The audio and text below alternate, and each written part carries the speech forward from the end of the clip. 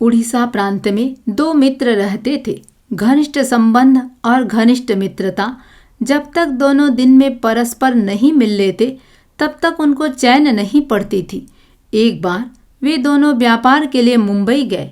हीरों का व्यापार किया। 1 लाख रुपए कमाए। बराबर पांति में प्रत्येक के 50-50 हजार रुपए आने वाले थे। एक मित्र के मन में लोभ जाग गया। उसने सोचा घर जाकर 2 पांति हो जाएगी और मेरे पल्ले 50,000 रुपए ही आएंगे। अच्छा हो कि मैं अपने मित्र को यहीं ठिकाने लगा दूं। जब पाप मन में आता है तब वह अनर्थ से अनर्थ काम भी करने को तैयार हो जाता है। पैसे के सामने घनिष्ठ मित्र भी दुश्मन बन गया। वहां पैसा प्रधान हो गया और व्यक्ति गौण। उसने मन ही मन मित्र को मारने की योजना बनाई। वह योजना पूर्वक मित्र को एक होटल में ले गया। वहीं रात बितानी थी। रात का समय उसने मित्र से कहा, आप चाहें तो मैं आपके लिए दूध ले आऊं। मित्र दूध पीना नहीं चाहता था, किंतु वह मित्र के आग्रह को नहीं टाल सका। वह दूध के 2 सिकोरे ले आया। जो दूध स्वयं को पीना था उस सिकोरे को उसने अलग से रख दिया और जो दूध मित्र को पिलाना था उसमें जहर घोल दिया। दोनों साथ बैठकर दूध पीने लगे। थोड़ी ही देर में मित्र पर जहर का असर दिखाई देने लगा। कुछ ही घंटों में मित्र मर गया। अब उस मित्र के लिए मुश्किल हो गई कि लाश को ठिकाने कैसे लगाया जाए।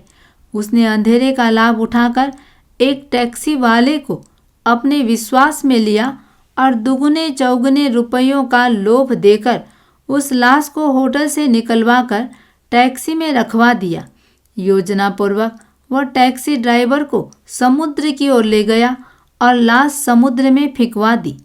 अपनी योजना को सफल जानकर वह घर लौटा। आते ही वह अपने मित्र के घर गया।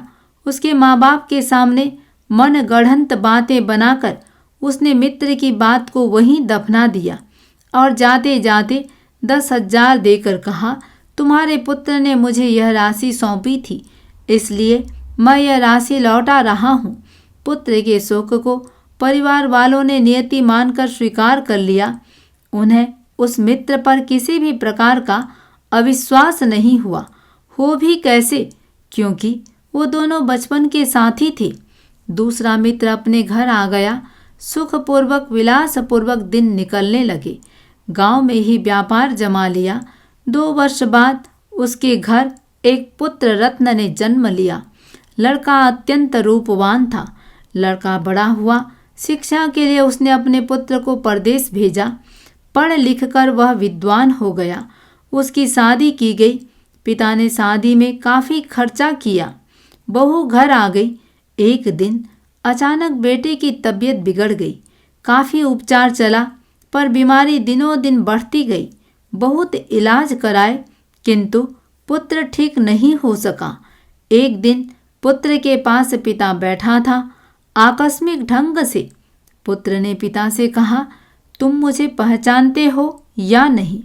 मैं तुम्हारा वही मित्र का जीव हूँ जिसको तुमने मारा था। मैंने अपने सारे रुपयों का भुगतान कर लिया है। अब केवल 500 रुपये बाकी हैं। उनको तुम मेरी अंत्येष्टि में खर्च कर देना।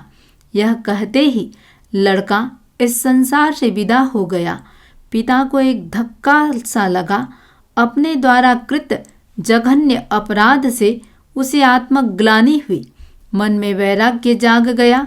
वह सन्यासी बना, साधना करने लगा। आगे जाकर वही संत बेला के नाम से प्रसिद्ध हुआ।